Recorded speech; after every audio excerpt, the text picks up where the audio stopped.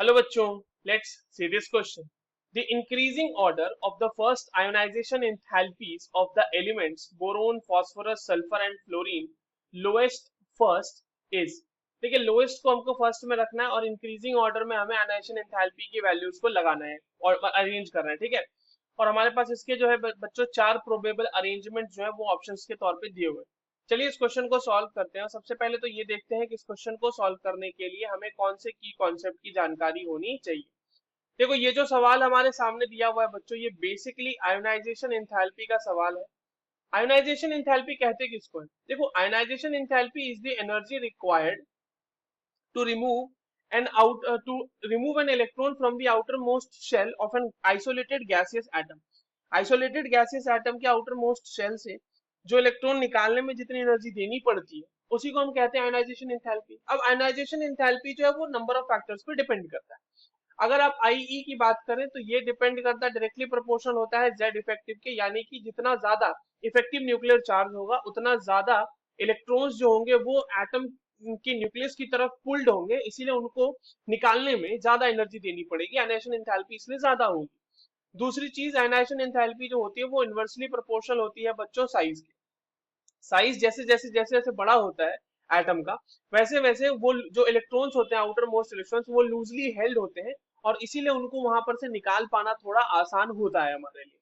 अब अगर आप बात करो बच्चों ग्रुप्स की, ठीक है, ग्रुप की अगर हम बात करें तो ग्रुप में अगर हम ऊपर से नीचे की तरफ जाए, टॉप टू डाउन अगर हम जाए, तो टॉप टू डाउन में क्योंकि आपके पास साइज इंक्रीज करता है तो साइज इंक्रीज करने की वजह से जो आईई की वैल्यू है वो क्या करेगी, साइज आपका इंक्रीज कर रहा है तो आईई की वैल्यू आपकी डिक्रीज करेगी। ठीक है, एक बात तो समझ में आ गई।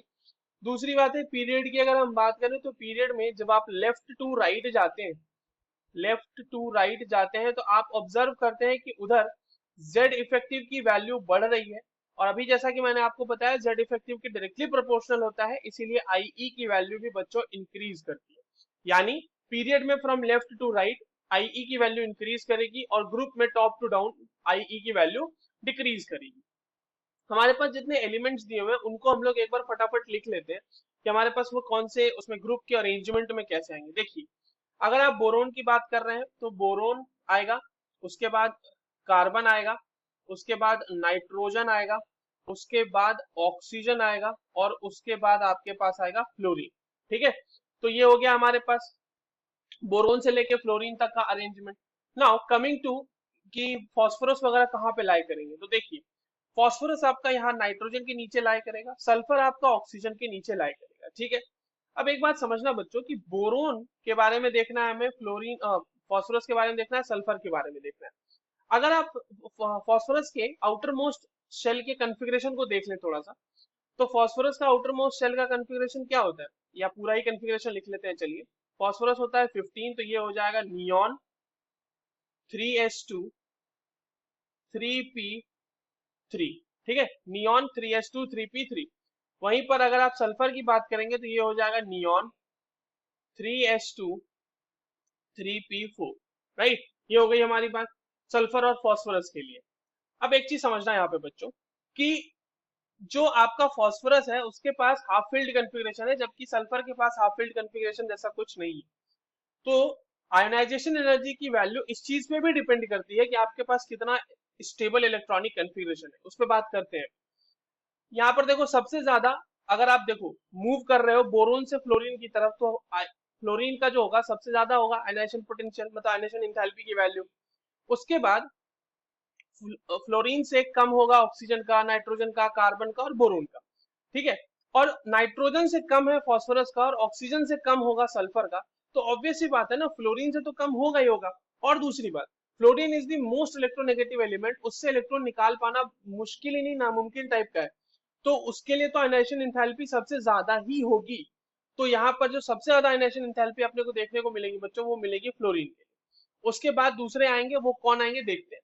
अब देखिए इसके बाद या तो फास्फोरस आएगा या तो सल्फर आएगा, बोरोन नहीं आ सकता क्योंकि बोरोन बहुत ही काफी पीछे है इससे। ठीक है, बोरोन की आयनाइजेशन एंथैल्पी जो है वो तो नाइट्रोजन से भी कम है, नाइट्रोजन और कार्बन से भी कम है, और नाइट्रोजन से थोड़ा ही कम होगा ना फास्फोरस का। ऐसा कोई ड्रास्टिक इंक्रीज तो आनी मतलब डिक्रीज तो आ नहीं जाएगा कि वो बोरोन से भी कम हो जाएगा फास्फोरस। तो ये बात ध्यान में रखते हुए हम ये देख पाएंगे कि बोरोन का यहाँ पे सबसे कम होने वाला है, बीच में फास्फोरस और सल्फर होगा, तो बोरोन सबसे कम होगा, क्योंकि आप देखो ना गैप है बहुत ज्यादा। और फास्फोरस और सल्फर में अभी मैंने तुरंत आपको एक्सप्लेन किया कि फास्फोरस के पास एक हाफ फिल्ड कॉन्फ़िगरेशन है। हाफ फिल्ड कॉन्फ़िगरेशन जो होता है वो एक स्टेबल कॉन्फ़िगरेशन है। तो स्टेबल कॉन्फ़िगरेशन में अपने को इलेक्ट्रॉन निकालने के लिए ज्यादा एनर्जी देनी पड़ेगी as compare to those configuration जो स्टेबल कॉन्फ़िगरेशन नहीं है। तो इसलिए फास्फोरस इलेक्ट्रॉन निकालने के लिए हमें ज्यादा एनर्जी देनी पड़ेगी एज कंपेयर टू सल्फर। ठीक है, तो फ्लोरीन के बाद आ जाएगा आपका सल्फर, और सल्फर के बाद आ जाएगा आपका सॉरी फ्लोरीन के बाद आ जाएगा फास्फोरस, और फास्फोरस के बाद आ जाएगा सल्फर। ठीक है, ये हमारे आईई का ऑर्डर होगा, and this order is given in the very second option, so B is the correct answer. I hope you understood this well. All the very best.